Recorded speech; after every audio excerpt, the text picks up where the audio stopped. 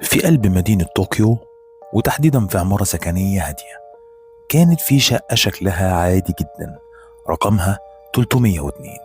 بس الغريب إن كل اللي بيسكن فيها بيهرب منها خلال شهور من غير ما ياخد حتى العفش بتاعهم. ما تنساش الاشتراك واللايك وتفعيل الجرس.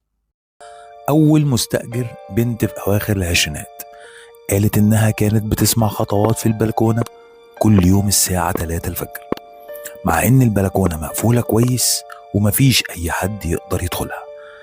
قالت كمان إنها كانت بتحس بوجود حد واقف وراها وهي بتطبخ، بس لما تبص مفيش حاجة. بعدها سكن فيها شاب وفضل هناك 4 شهور، وقال إنه بدأ يلاقي الكراسي في نص الأوضة كل يوم الصبح، رغم إنه كان بيرتبهم قبل ما ينام.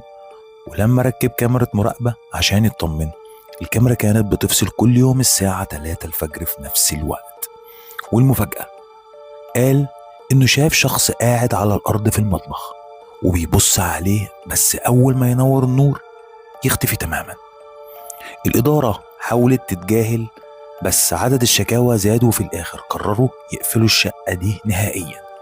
ومن يومها الشقة 302 بقت مهجورة، بس سكان العمارة بيحلفوا إنهم بيسمعوا فيها صوت أبواب بتتفتح وكراسي بتتحرك، رغم إنها مقفولة وما فيهاش حد من سنين.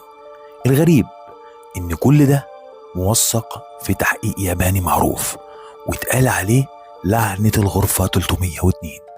بس لحد النهاردة مفيش حد عارف السر الحقيقي ورا اللي بيحصل جوه الغرفة.